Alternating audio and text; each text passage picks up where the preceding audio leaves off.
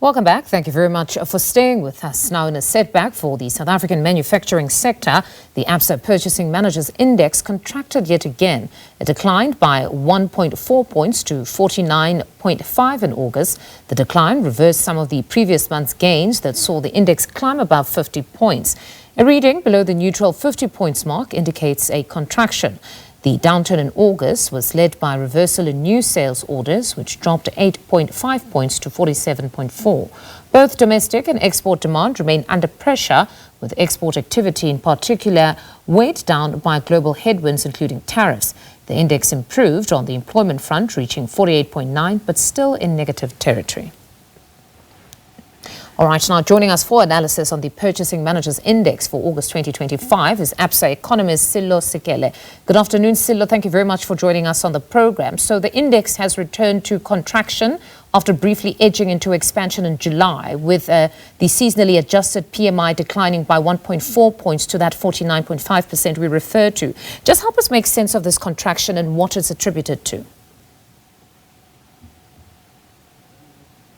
And thanks for having me. So if you look at the details, right, it's quite interesting. So the decline was broad-based.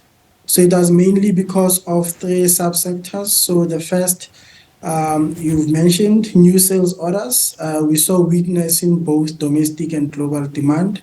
Then the second is business activity. So there, what's interesting is that manufacturers are saying that they are struggling with relatively cheap imports.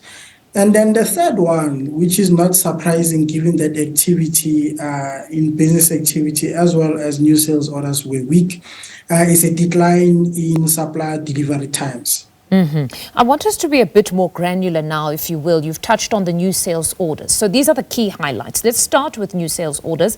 They've reversed sharply and declining by 8.5%. I just want us to maybe unpack it a bit more as to what can this weak demand both globally and locally be attributed to? So maybe let's start on the domestic front. So on the domestic front, is that at least from where we are sitting as Absa, we expect growth of just 0.9%, right? So 0.9%, it is still growth, but it's very low, especially if you compare it to population growth. So in real terms, it means that income per capita, are taking a knock. And then on the global side, we know that tariffs are affecting trade, and in fact, if you look at the IMF's global growth numbers, it's an average of 3.1% for this and next year. And this compares to the 3.3% that we saw in 2024. So, Pardon me for interjecting there. So, insofar as the tariffs are concerned, would we be feeling the impact now in the August figures or in the future, but perhaps given the whole conversation since April that it's just been volatile, if we speak of the broader export market in general, that it's just been a volatile space since the April threat of the tariffs until now?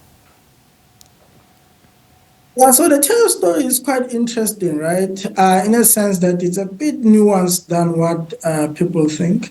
So if you look at export numbers, for example, exports to the US in the first quarter of this year and the second quarter of this year, they were down, right? And we saw a sharper decline in the second quarter of this year when tariffs came into effect. So as Absa, we went into the numbers and tried to see what are the main drivers. So the main drivers is vehicle sales, one of them, right?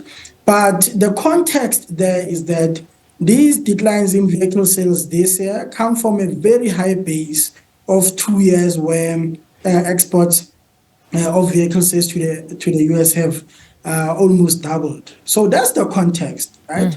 So the second one is that there's an interesting line there called iron and steel. So there we also see a sharp decline of exports to the US, but also there's also a sharp decline of exports to the rest of the world, right? So what that tells us is that maybe there are also production issues when it comes to the iron and steel industry. What's interesting is that when you look at June to be specific, there was a 10% decline in iron ore production. So this tariff story is a bit nuanced than maybe what meets the eye. Well, certainly quite interesting if you do state that there was some sort of a high base insofar as the increase in vehicle exports. So perhaps what we're seeing now is just a reduction, but it's nominal. But then now that you touch on production, if we just had to look at it broadly, it's at 1.3 points of a decline, marking a 10th consecutive month in contractionary territory. Are cheaper imports perhaps adding to this pressure?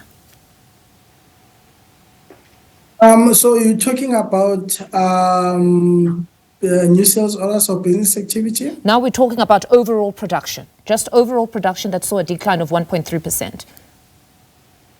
Yeah.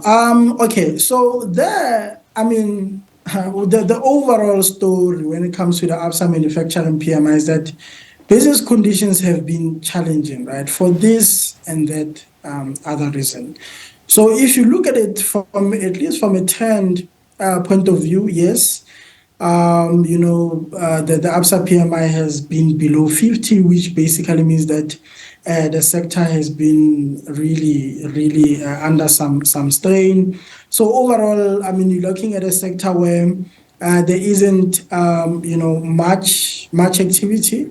And because of that, right, you're looking at a sector where if you look at employment numbers that are reported by State SA, formal employment in the sector is down by about 24,000 on a year-on-year basis so far in Q1. So it shows that it's a sector where, yes, there are some green shoots to talk about, but overall it's a sector under pressure.